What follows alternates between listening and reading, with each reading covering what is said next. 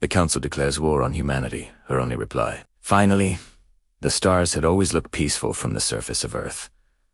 People had stared up at them for thousands of years in wonder. They made wishes on them, named them, wrote songs about them. They built religions around them, told stories about heroes in their shapes. They never imagined the stars were watching back with cold, calculating eyes. They never imagined something ancient was waiting in the dark between them. But the universe had always known about humanity.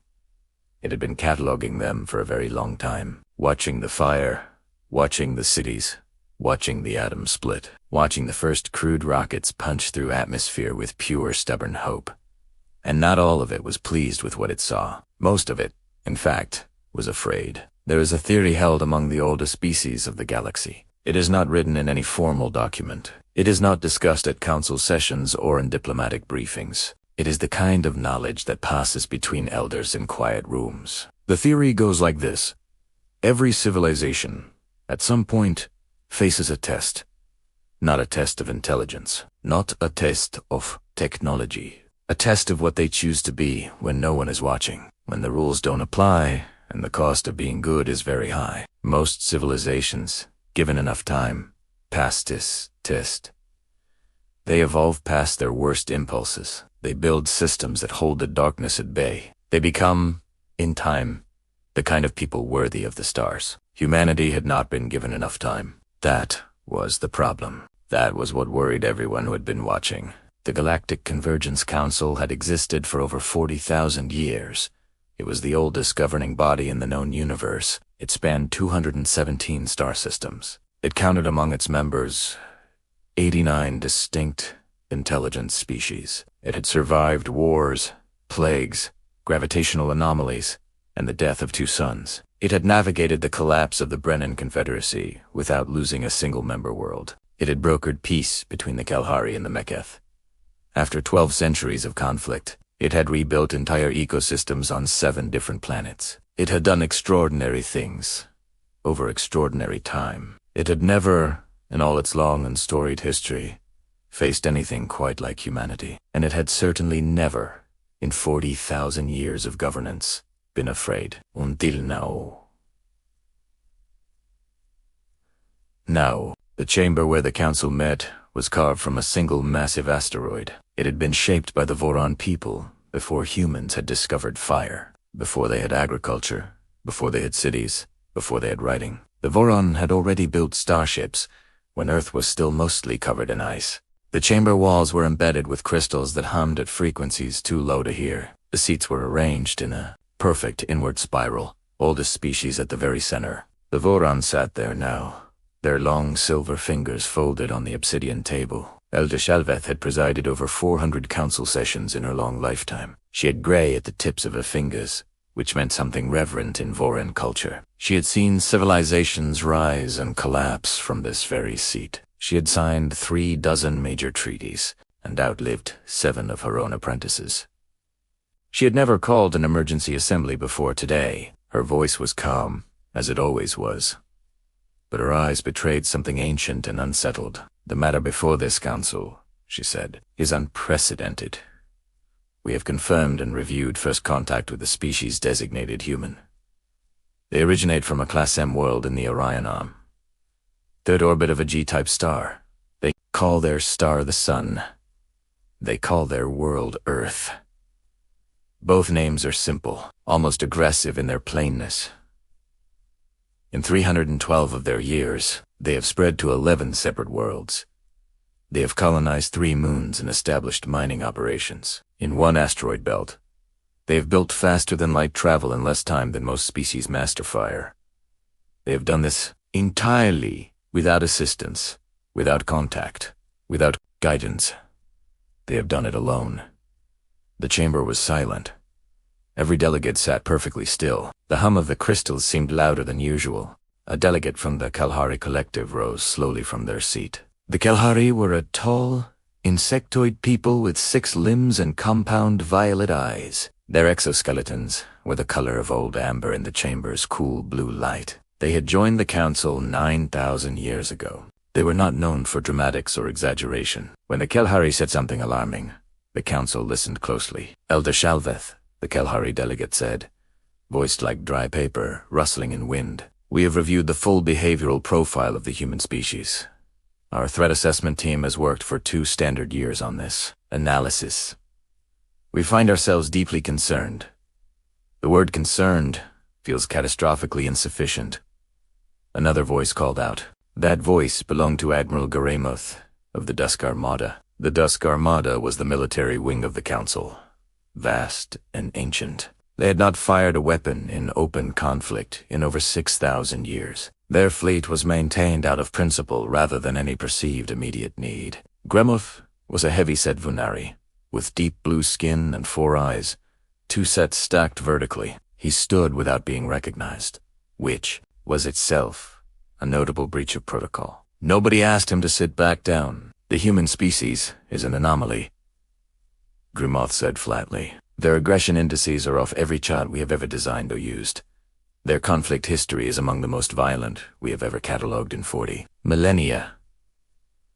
In the last 3,000 years of their recorded history alone, they have had over 14,000 organized armed conflicts. 14,000. We have had 7 conflicts in that same span, across 200 worlds and 89 species. 7. They have had 14,000.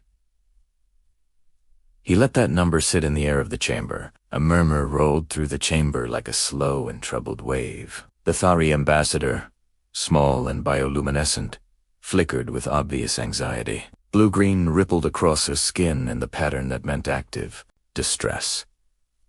The Maketh delegation, who communicated entirely through color shifts in their skin, turned deep orange. Deep orange meant fear in the Maketh color language. A deep and serious fear. Not a passing unease, but something settled and certain. Every species present had read the same reports that Gremuth was referencing. Every species present had come to the same fundamental conclusion. Humanity was unlike anything they had ever encountered in 40,000 years. Humanity was dangerous. The only question now was what exactly to do about it. They also, said a quiet voice from the back of the chamber, created art. Heads turned with varying degrees of mechanical precision toward the speaker. She was sitting in the observer section, which was technically not part of the formal chamber. She was a small woman, unremarkable in frame, with dark eyes and gray at her temples. Her name was Dr. Yenna Voss. She was the Council's only human consultant, brought on 3 years prior. Her role was strictly translation and cultural mediation between species. She was not supposed to speak during formal sessions under any circumstances. The rules were very clear on this point. Elder Shalveth regarded her with something between irritation and patience. You will have your moment, Dr. Voss, she said precisely, but it is not now.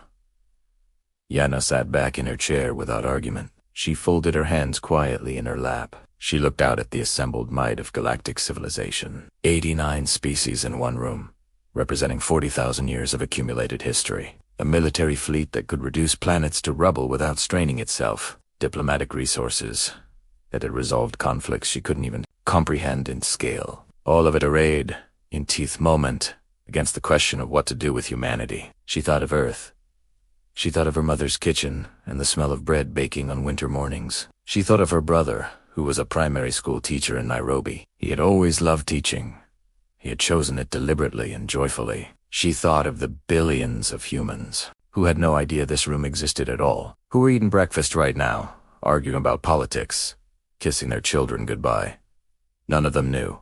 She did not say anything else. She simply waited, because there was nothing else she could do right now. The debate that followed lasted 9 hours without a formal break. The Kelhari presented their threat assessment in exhaustive and documented detail. It was thorough, meticulously researched, and completely damning. They had compiled records of human warfare going back to prehistoric times. They had charted every genocide, every arms race, every act of mass-organized destruction. They had mapped the development of human weapons technology across centuries of records, stone tools to iron swords to firearms to nuclear weapons, in astonishing, terrifying progression. They had calculated the rate at which humanity had developed weapons versus every other technology. The slope of that curve, when projected forward through the next century, was genuinely terrifying. Humans, the Kalahari concluded, were not safe to be allowed unrestricted access to galactic space. The risk was too great.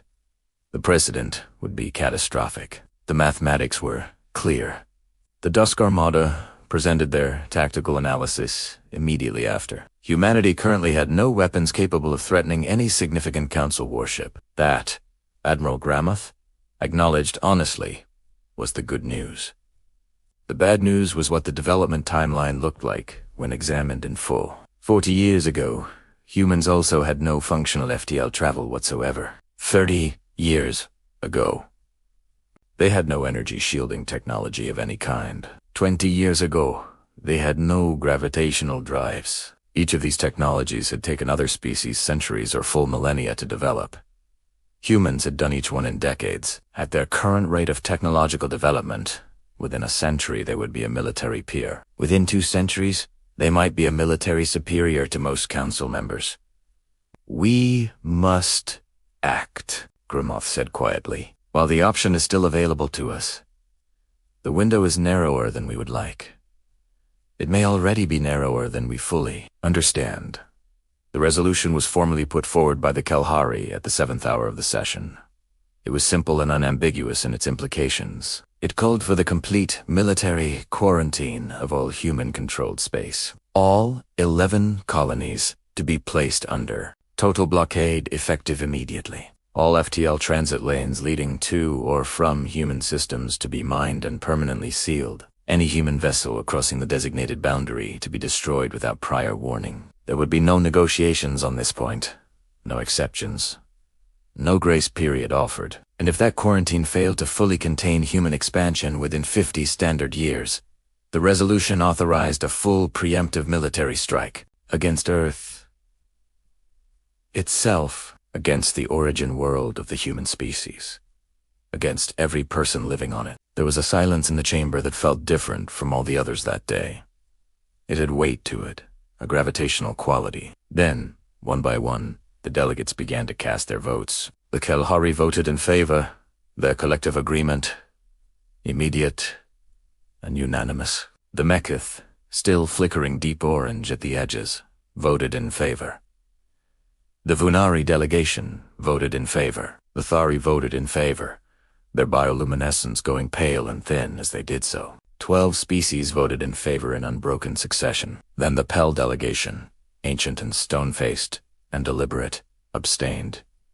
Then 13 more species voted in favor. The quarantine resolution passed with 71 votes in favor, 12 abstentions, 6 votes against, all from younger council members. It was not even close. It was not the kind of vote that left room for doubt or appeal. Elda Shalveth struck the table once with her crystal rod. The sound rang out clearly through the chamber. "The resolution passes," she said, her voice controlled as always.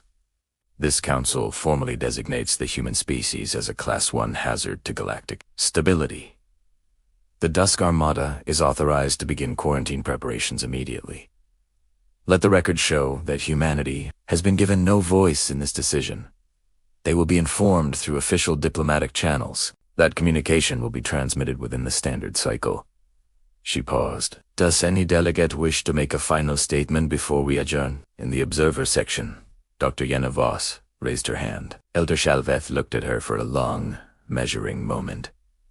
The room was watching. A human, raising her hand in a room that had just voted to imprison her species. Then the elder nodded. "Dr. Voss," she said, "you may speak." Yenna stood. She was not tall. She was not physically imposing by any measure at all. She was 53 years old, with gray at her temples and red ink calluses on her fingers. She had spent 30 years of her life studying xenolinguistics. She had spent the last 3 years in this chamber, translating and listening and learning. She had learned how each species moved when they were afraid. She had learned what the Kalahari's folded secondary arms meant during deliberation. She had learned what the Thari's pale blue flickering indicated in moments of emotion. She had learned more about alien psychology than almost any human being alive. She had never been afraid of the Council. Not exactly. She was not afraid now. She was something steadier than afraid. She was determined.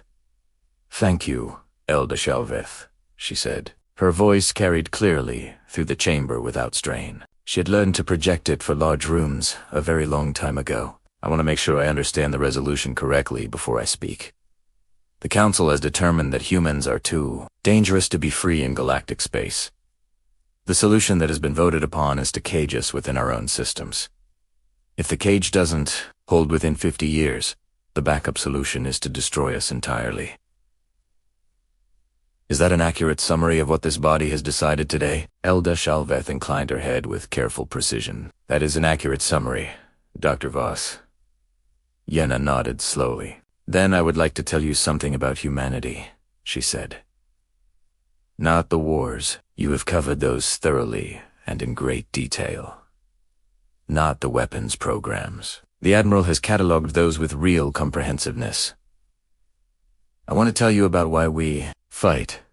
Not how we fight, not how often we fight, not what tools we use when we fight. Why? Because I believe that is the critical variable you have not examined in your analysis. And I believe that if you examine it honestly, your conclusion has to change. Admiral Garamov made a quiet sound of dismissal from his seat. We have catalogued every conflict in your species' recorded history. We have analyzed motivation extensively across the entire dataset. Believe we understand your species patterns well enough to act with confidence. Yana looked at him directly, and Bimar Cax did not look away. With respect, Admiral, I think you understand our methods. I don't think you understand us at all. Humans fight, Yana said, because we care. We care, desperately, violently, irrationally, and completely, about things, about people, about places, about principles, about the future, about justice, about dignity, about the people we love. We are, I believe, unique in your catalog in one specific and important way. We are the only species you have ever documented that has declared war over an idea. Not over resources, not over territory, not over direct survival, over the concept of freedom, over the abolition of slavery. We have sent soldiers to die on foreign soil for strangers we had never met, not for economic gain, not for strategic advantage, for principle. We have fought wars to end the legal ownership of other human beings. We have fought wars to protect minorities being exterminated by their own governments. We have done this at enormous cost, with no material benefit to ourselves. That is not the behavior of a species that simply enjoys violence. That is the behavior of a species that cannot tolerate injustice. There is a difference between those things, and it is not a small difference. The chamber was quieter than it had been at any point all. Diana continued before that silence could close around her and stop her momentum. You looked at our conflict data and saw a repeating pattern of organized violence. I look at the exact same data and see something different. I see a species that refuses to accept that the powerful can simply crush the weak. A species that gets angry, genuinely and deeply angry, when the defenseless are destroyed. A species that has, more than once in its long history, turned that anger on itself. We have abolished institutions we ourselves built over centuries. We have tried and punished our own leaders for crimes against our own people. We have built memorials to our victims. We have apologized for our genocides. We have made reparations. We have changed our laws. We have tried to be better.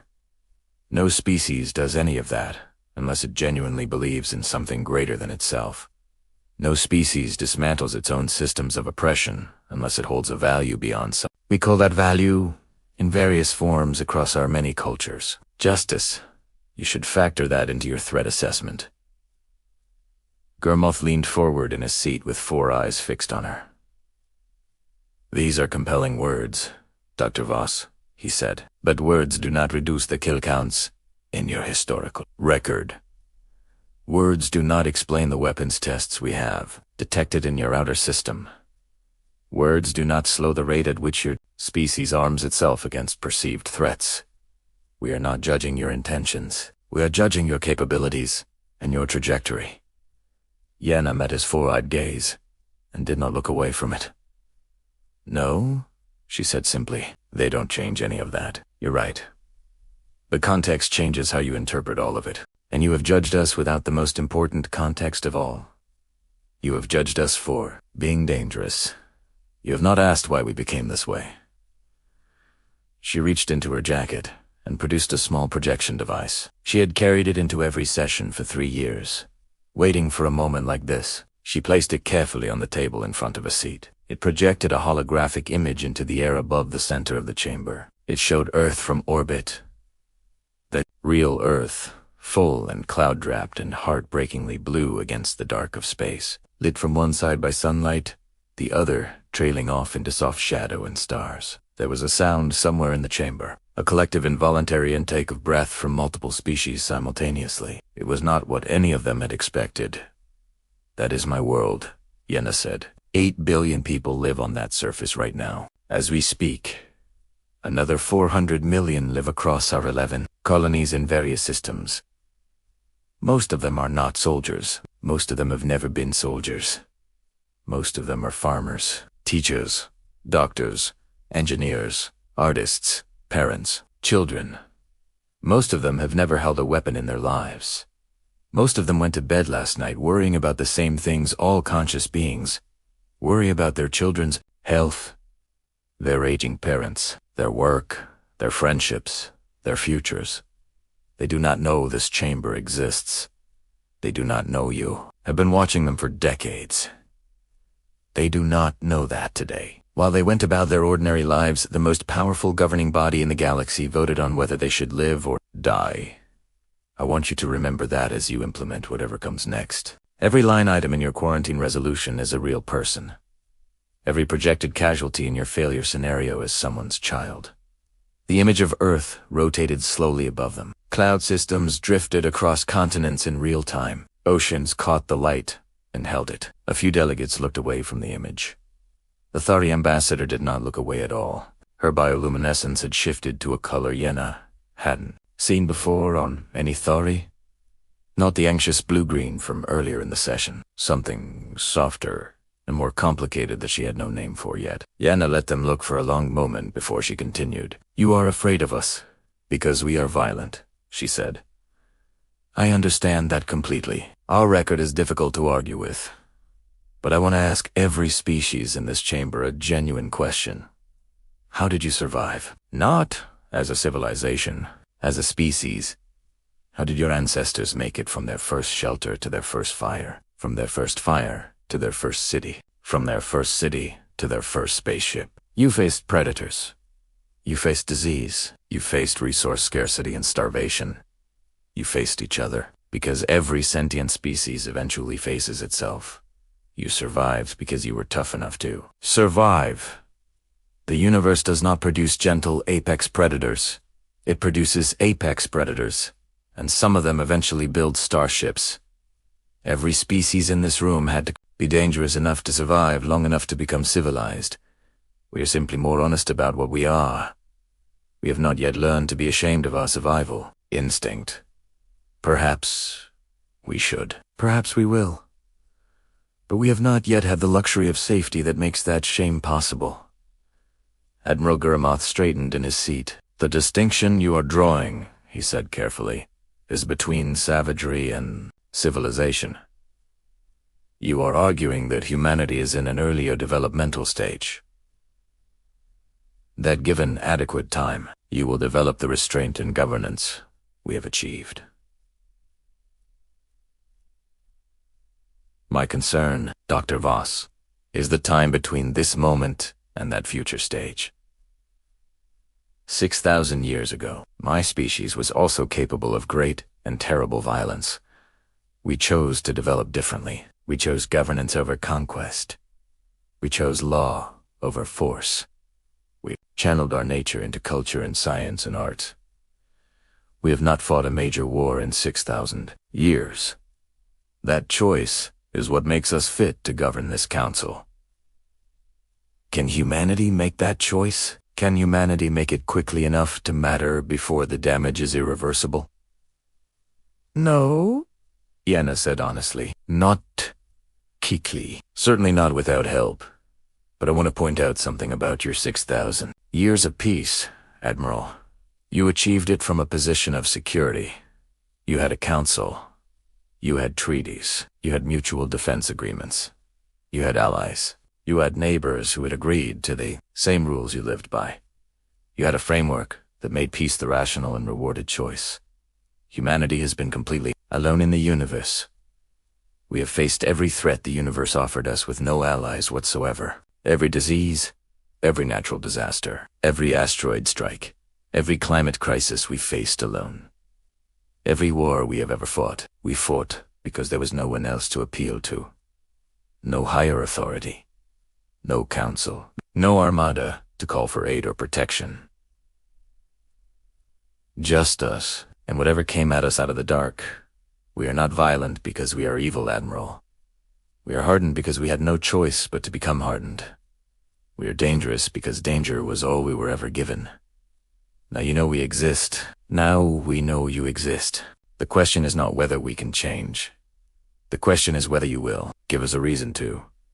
There was a longer silence this time than any previous one in the session. Elder Shalveth had not interrupted once. The Kalhari delegate had its secondary arm still and flat.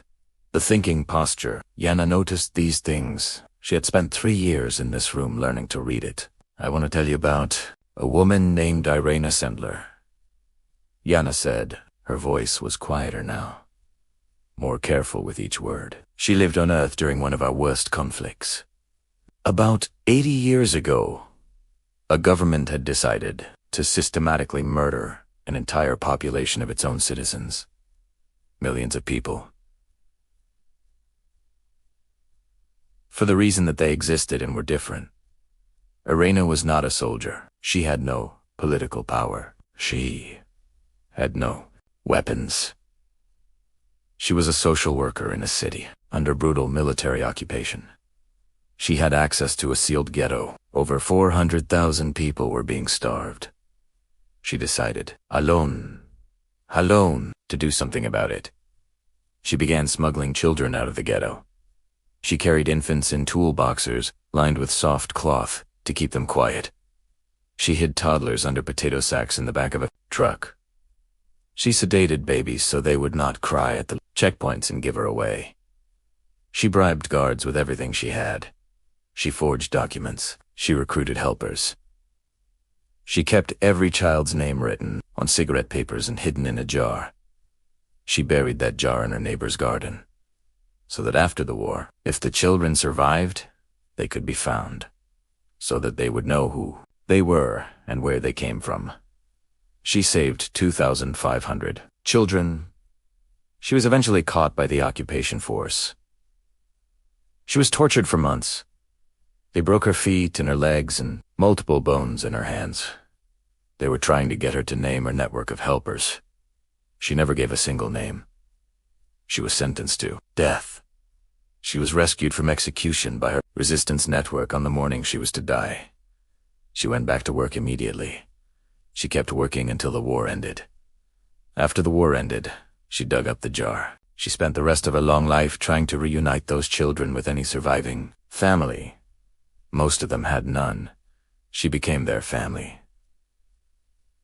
The chamber was very still. The Thari ambassador's bioluminescence had gone to a pale, luminous color.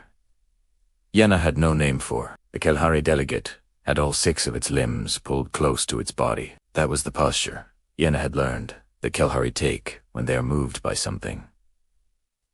Grimoth had not looked away from her for several minutes. His secondary jaw was still. Her story, Yenna said, is not unusual in human history. It is one of tens of millions of stories exactly like it. For every general who ordered a massacre, there is a nurse who ran toward the bombs. For every dictator who built a death camp, there are resistance fighters who demolished it. For every atrocity in our record, there is a corresponding act of grace. Sometimes from the same generation, sometimes from the same family. Sometimes, remarkably, from the same person on different days of their life. We are not a simple species. You catalog the wars. I'm asking you to catalog the saints as well. Count the volunteers, the aid workers, the doctors who traveled to dying countries with nothing. Count the people who adopted strangers, children after disasters. Count the humans who ran into burning buildings to save people they had never met. Not soldiers, not trained emergency personnel, ordinary people. Teachers, accountants, retired farmers, teenagers. We produced them in remarkable numbers, far more than our conflict record would suggest. The same fire that makes us fight also makes us rescue.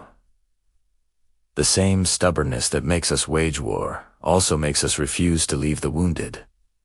You cannot separate the qualities. They come from the exact same source. The question is not how to remove the danger. The question is how to direct the fire towards something worth burning for. Garmouth was quiet. He had not sat back down. But his posture had changed in ways Yenna recognized. The rigidity in his shoulders, the defensive set of his secondary jaw, both had softened. She noticed she had spent 3 years learning to notice. "You have made your decision," she said finally. "I cannot reverse it. I understand my position here. I am one human in a room that contains the most powerful governing body in this galaxy. But I want you to understand what this decision will actually produce in practice. You are not containing a threat. You are manufacturing a far greater one. Humans under siege do not become more peaceful. Humans with their backs to the wall do not surrender quietly. Humans, told that they cannot have something, will dedicate their entire civilization to getting it. This is in your own data. You know this already. You can trace this exact pattern through every century of our recorded history. Every time someone tried to contain us, to conquer us, to eliminate. USA, we came back. We always came back.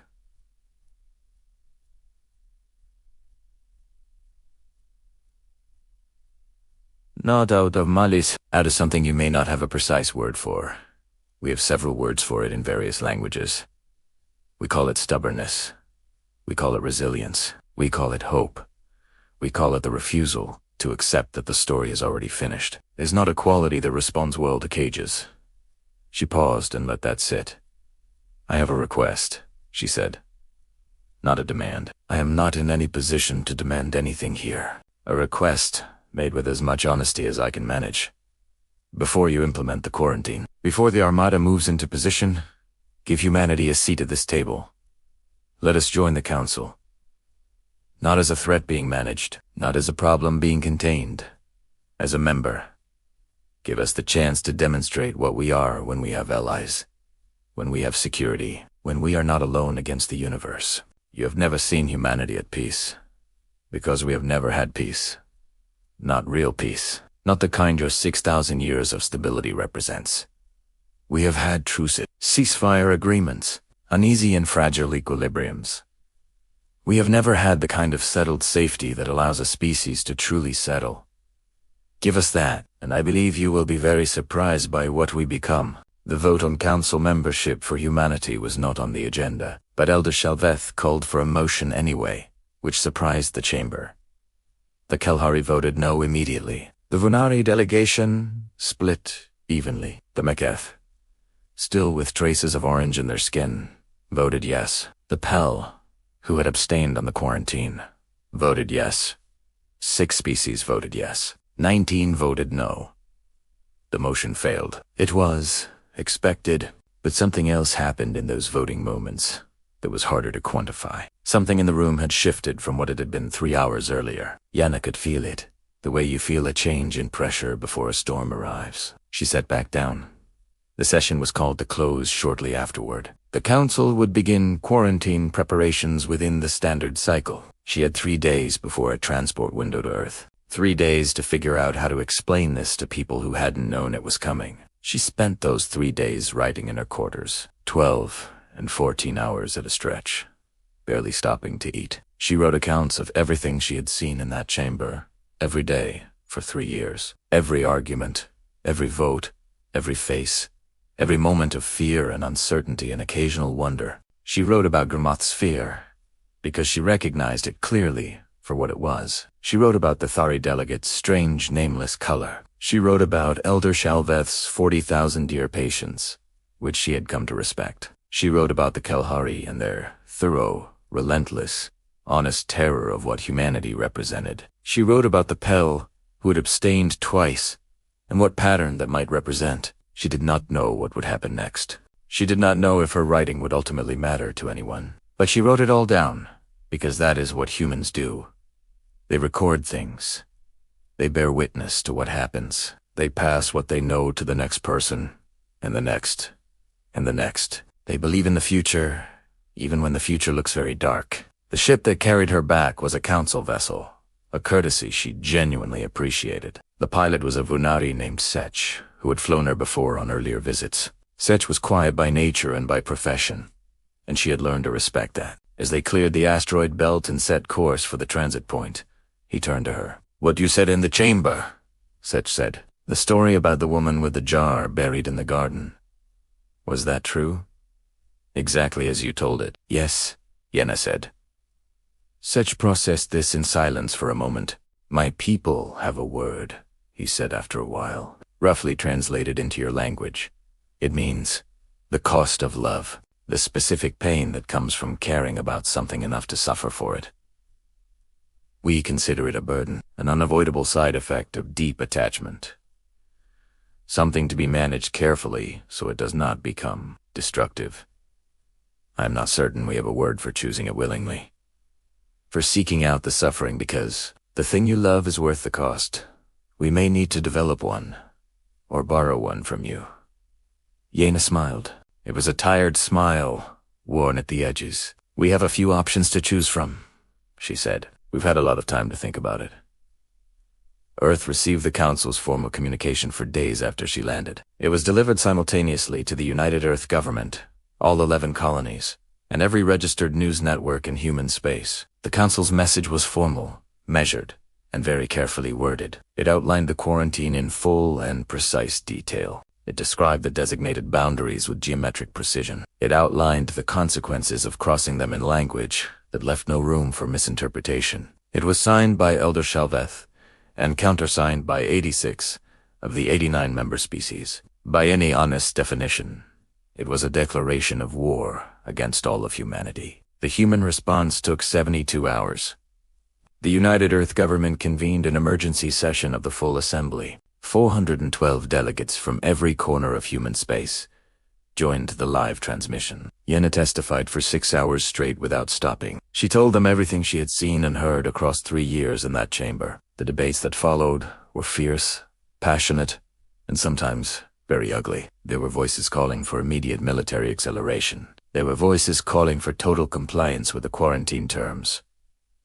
There were voices calling for negotiation, formal protest, scientific engagement, silence. Humans, as always, could not simply agree on anything without fighting about it first. That was not necessarily a flaw in their nature. That was how they thought their way to something real. The official response was drafted by a committee of 7 people. Yenna was not on the committee by design. She was asked to review the draft before it was transmitted to the council. She sat alone in a small office with a window overlooking the Geneva Lake at dusk. She read the draft 3 times with careful and complete attention. Then she set it down on the desk. Then she picked up her pen. She wrote 2 words in the margin of the final page.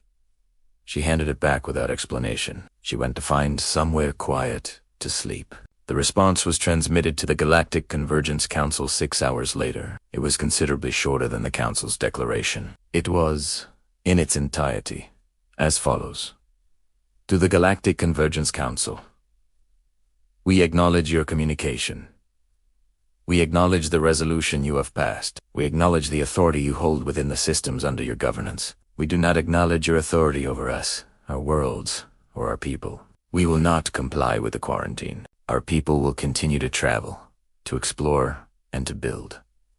You are welcome to attempt to stop us. We have faced worse odds than a blockade before. We note for the record that we have been fighting for our survival since before we had language. We note that every force that has ever attempted to contain or eliminate our species has failed. We note that we have never started a war that we did not eventually find a way to end. We are prepared to be your enemy, if you insist on making us one. We would vastly prefer to be your friend. We will leave that door open, indefinitely, because that is who we choose to be. United Earth Government, on behalf of all humanity. The response was received in the council chamber during a closed session. Elder Shalveth read it aloud in full, without commentary. Then she set the document down on the obsidian table. Then she picked it up and read it again from the beginning. The chamber was quiet. The Thari delegate was glowing that strange, nameless color again. Gurmuth sat with all four of his eyes fixed at a point somewhere on the table before him. The Kelhari representative had its secondary arms folded tight, the deep-thinking posture. The Pel Elder, who rarely spoke in full session, spoke now. They are not afraid, the Pel Elder said. Each word was weighted and deliberate, the way Pel always spoke. We declared war on their entire species using the full authority of this council. We told them their future held either a cage or complete annihilation, used every resource and every authority we have. And they are not afraid of us. The chamber absorbed this without speaking for a long moment. The crystal walls hummed their low, felt, continuous hum. No, Elder Shalveth said finally. They are not. She looked down at the document resting in her hands. They also said they would leave the door open. That is either tremendous arrogance or something that looks very much like grace. I find I am not certain which it is. I find I would like to know. Admiral Gramoth looked up from the table's surface. His four eyes moved from the Elder to the document and then back to her. In 6,000 years of service, aside slowly, I have not often been uncertain. I find I do not particularly enjoy the experience. What I also find... He paused. What I find is that the human woman in the observer section was correct. We have no adequate word for what they are. We have words for dangerous. We have words for aggressive. We have words for survivalist and militaristic and expansionist. We do not have a word for what she described. For a species that runs toward danger because it cannot stand to see others suffer, we should perhaps develop one before we make any irreversible decisions. It was the Mekith delegation that made the next motion. Their skin had cycled through orange, through red, and was settling towards something near gold. Gold meant cautious and deliberate hope in Mekith color language. They proposed a formal delay to quarantine implementation, 90 standard days, to allow for direct high-level diplomatic contact. A summit conducted face-to-face between a council delegation and human representatives. Not a hearing, not a tribunal. A genuine conversation between equals, meeting for the first time. The vote was considerably closer than the quarantine vote had been. 38 in favor, 29 against, 22 abstentions. The motion passed. The quarantine was delayed. Yenna was asleep in her apartment in New Geneva when the transmission arrived. Her aide woke her at 3 in the morning with an expression she had never seen on him before. She read the message. She read it again. She sat on the edge of her bed in the dark for a long time without moving. She thought about the chamber. She thought about the vote. She thought about those 2 words she had written in the margin, leave it open. Then she started to laugh. It was not a polite or restrained laugh. It was a full-surprised, bone-deep laugh that came from somewhere elemental. Her aide watched her with considerable concern. "Ma'am," he said carefully. "Sorry," she managed. "Sorry. It's just..." She wiped her eyes with the back of her hand. "Do you understand what this actually is?" He shook his head. "This," she said, "is the most human resolution to a crisis I have ever witnessed. We told the most powerful body in the galaxy we weren't afraid of them, and they blinked." The summit was held on a neutral station constructed in unclaimed space. It was named with the practical simplicity that characterized human naming conventions. Midpoint Station. It had been built in 3 weeks by a joint team of Voran engineers and human contractors. The humans had complained consistently and loudly that the meeting rooms were too small. The Voran engineers had been genuinely confused, as the rooms were objectively enormous. The human facilities coordinator had spent an afternoon explaining the issue. Humans need more physical space when stressed. They stand up. They pace. They gesture with their whole bodies. They sprawl at tables. The Varan engineers had spent an afternoon watching humans eat lunch in the construction cafeteria. They had redesigned 4 of the 7 main meeting rooms without further complaint. This was considered, in diplomatic circles afterward, the first genuine act of cultural accommodation between the 2 civilizations. Secretary General Adesa Ukafir led the human delegation. He was a tall man with a broad frame and a voice like a cello at its lowest note. He had been chosen because he was fundamentally and completely He had managed the Mars water crisis, the Kepler colony quarantine, and 2 constitutional crises. He had never lost composure in any of them. He walked into the main chamber on the first morning and extended his hand to Elder Shalveth. She looked at his extended hand for a moment. Then she placed her long silver fingers in it. "This is our greeting gesture," Okafar said simply. "We use it when we meet someone we respect." Elder Shalvet's fingers were cool and dry, like polished stone. "I know," she said. "Dr. Voss explained it to me some time ago." "Then you know what it means when I offer it to you," Okafir said. "I believe so," she replied. "Good," he said, "because I mean it." She inclined her head, and there was something in that small motion. The talks lasted 11 days. They were not easy days by any measure. There were moments that came very close to complete collapse. There was a full day when the Kalhari delegation walked out entirely over a translation error. It took 6 hours and 2 formal apologies to bring them back to the table. There was a night when the human legal team and the council's legal team spent 8 hours in a room together arguing the precise definition of the single word sovereignty. Both sides were technically correct in their respective frameworks.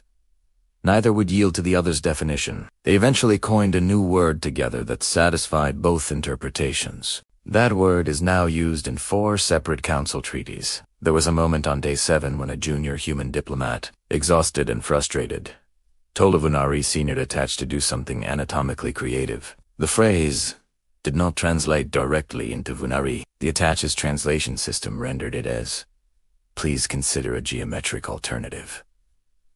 The attache was bewildered. The diplomat was mortified. Somehow, the resulting confusion broke a 3-hour impasse over a territorial jurisdiction. Nobody was entirely sure of the mechanism. They were all too tired and relieved to care. On day 9, Yenavos was asked to speak again. Not in any formal session, but in a smaller meeting room. 14 council delegates had requested the meeting specifically. She came without notes or materials of any kind. She sat at a table and looked at the beings who were, in any formal sense, her species enemies. One of them was Gurmov. He sat directly across from her with all 4 eyes steady and his large hands flat on the table. He did not look like a man who started confrontations easily. He looked like a man who finished them decisively. "Dr. Voss," he said, "I have a question I have been unable to resolve." "Of course, Admiral," she said. "In your chamber address, you stated that humans run toward danger when others are in it. I found this difficult to believe initially. I reviewed the records. I found it to be consistently and repeatedly accurate. I understand the mechanism in cases of trained soldiers or emergency personnel. What I do not understand is the untrained civilian phenomenon. The people with no training, no obligation, no protection, no expectation of survival, who run toward danger anyway without being ordered to. Can you explain it to me?" He leaned slightly forward. "Not the mechanism. The motivation." "Why?" Yenna sat with a question for a moment. "Do you have someone you love, Admiral?" she asked. He paused for a beat. "I have family," he said carefully. "Then you know the feeling," she said. "The specific feeling when something threatens someone you love. The way calculation stops and something older and more fundamental starts. The way everything else becomes secondary to that one thing."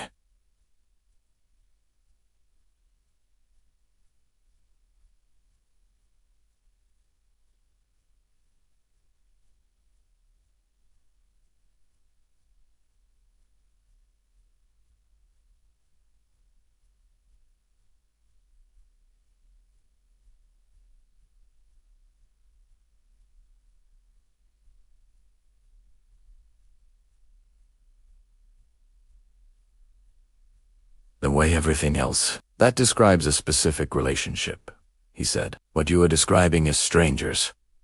Yes, she said, because humans, Admiral, have a remarkable capacity for temporary love. We can love a stranger completely in the moment they need us. We can feel, in that moment, that their life matters as much as anything we own. It does not last beyond the moment. It is not the same as long relationship love. But in the moment of crisis, it is entirely real. And it overrides the calculation. He was quiet for a long time. That, he said finally, is the most alien thing you have said to me. More alien than anything else in 3 days of these conversations. Yenna smiled slightly. I know, she said. We're not entirely sure where it comes from ourselves. The final agreement took 2 more difficult days to draft and negotiate. It was 14,047 words long in the combined language version. Its core provisions were these.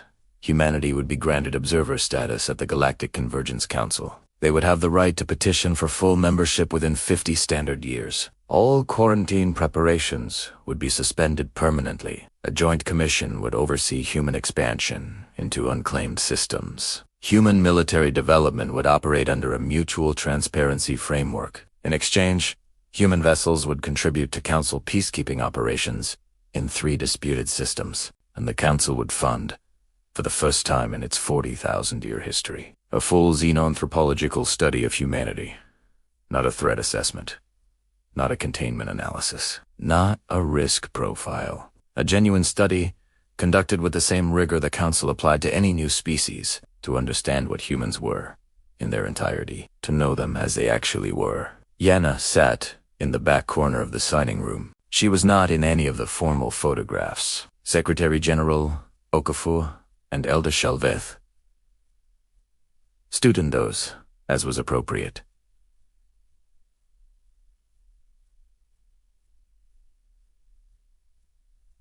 Yenna was fine with that. She had not done any of this to be in photographs. She had done it because there was no one else available to do it. That was also a deeply human reason, and she knew it.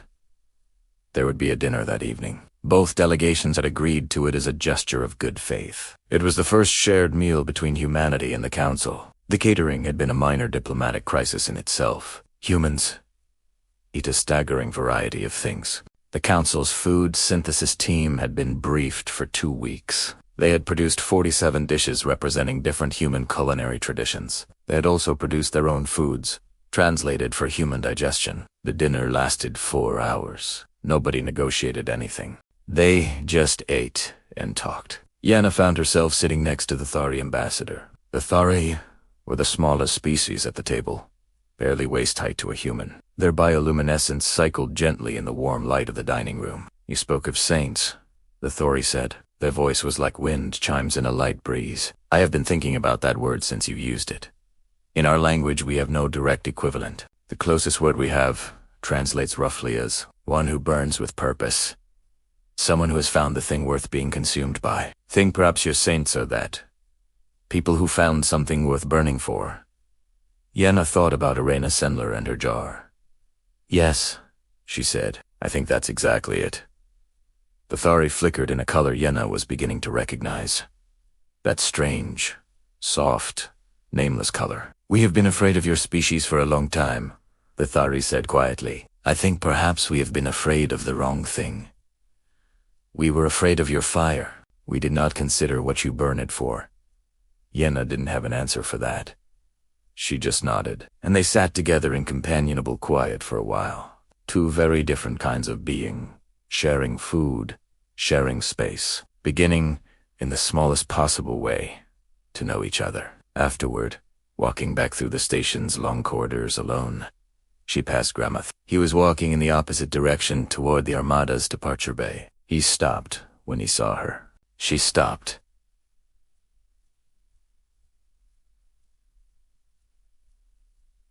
C stopped. They stood in the quiet corridor for a moment. Admiral, she said.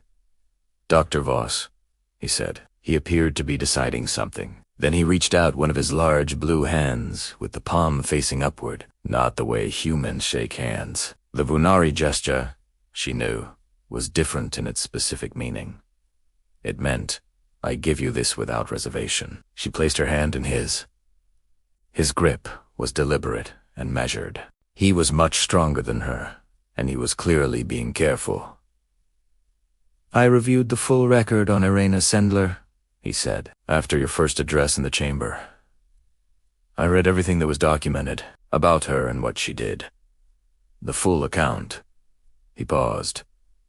My people have saints, he said, historical figures we hold as representing the best of what we are capable of being.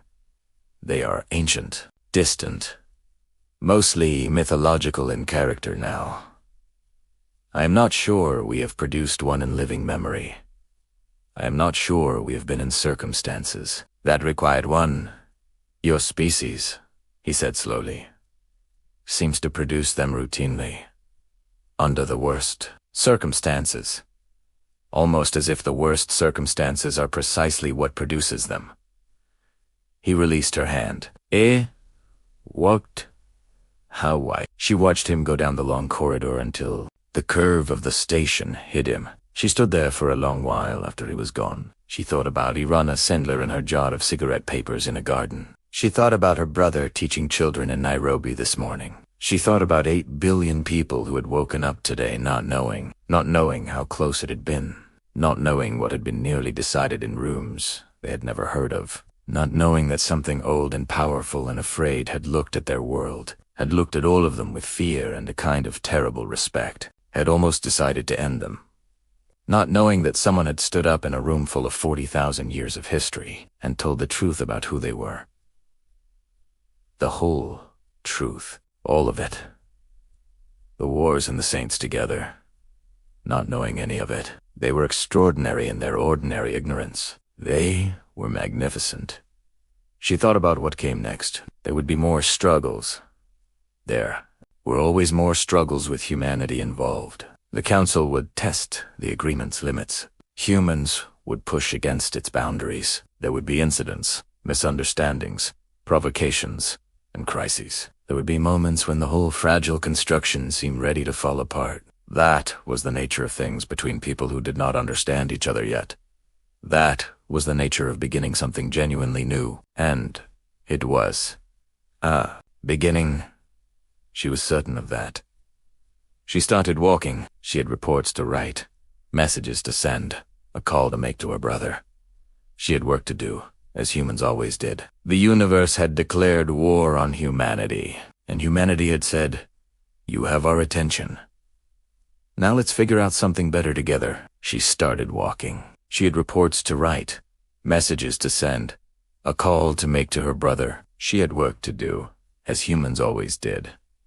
The universe had declared war on humanity, and humanity had said, "You have our attention. Now let's figure out something better together." On the flight home, she wrote one more thing. Not a report, not a briefing. Something smaller. She wrote it in the margin of her notebook, in her own handwriting. Not for the record, just for herself. She wrote, "The galaxy is afraid of us because we are still becoming." She wrote, "They have arrived. We are still on our way." She wrote, "That is the difference." She looked at it for a long time. Then she closed the notebook. Then she looked out at the stars passing by. Every one of them had worlds around them. Most of those worlds had nothing on them. Few had something remarkable. A very few had something that laughed and wept and made music and went to war. And one of them, small and blue and impossibly loud, had produced something the galaxy had never seen. Something that got back up every single time. It was not the most elegant response her species had ever produced, but it was honest, and it was very, very human. And she was starting to believe that might be exactly enough. The stars outside the station's viewport were quiet and still. They had always looked peaceful from the surface of Earth. They still did, from here. But Yana Voss knew better now. She knew the dark between them was full of things watching and waiting and fearing. She knew the universe was old and cautious and genuinely afraid of change. She knew that humanity, loud and strange and violent and tender, was the most unusual thing in it. She pressed her hand briefly against the cold viewport glass. 8 billion people lived on the other side of that sky, 100 light years away. They had no idea. They were magnificent. She would tell them someday. She would tell them everything. And they would argue about it, and disagree, and debate it for years, and fight about what it meant and what it required of them. And eventually, stubbornly, improbably, choose to do the right thing. Because that was what humans did, even when it was hard. Especially when it was hard. That, she thought, was what the Council had missed in all its data and analysis. It was not the wars that defined humanity. It was what came after the wars. The rebuilding, the accounting, the remembering, the long, grinding, imperfect, relentless, beautiful work of trying to be better. 40,000 years of galactic history, and not one species in it had tried as hard. Not one species had worked this deliberately to be something greater than what nature made them. Not one species had failed so spectacularly and tried again so immediately and so stubbornly. That was not weakness. That was the most extraordinary thing Yenna Voss had ever seen, and she had seen a great many extraordinary things. She turned away from the viewport. She had a universe to help build. She had better get started. Years later, when people asked Dr. Yenna Voss what the turning point had been, what the single moment was that changed everything, gave the same answer. It wasn't her speech, she said. It wasn't the human response letter. It wasn't the summit, or the agreement, or even the first dinner. It was a jar buried in a garden in Warsaw, 80 years before any of this happened. A woman no one outside of Earth had ever heard of. A woman who wrote names on cigarette papers and hid them in the earth. Because she believed someone would come looking someday. Because she believed the future was worth preparing for. Because she refused to let the worst moments of her time be the only record. That woman saved 2,500 lives. She also, Yenna would say, with a small smile, saved 8 billion more. She just didn't know it yet. The universe is old. It is patient. It is cautious. It has seen many things rise and fall.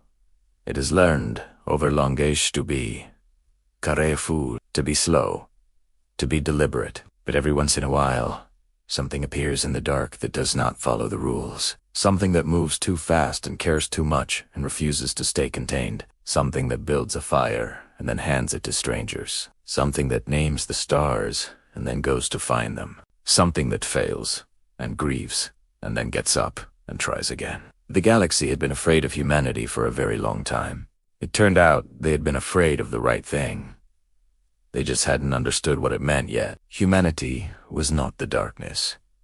Humanity was not the fire. Humanity was the thing that carried the fire forward, through the dark, and refused to let it go out. And once the galaxy understood that, once it finally, truly understood what it was looking at, it was never quite the same again.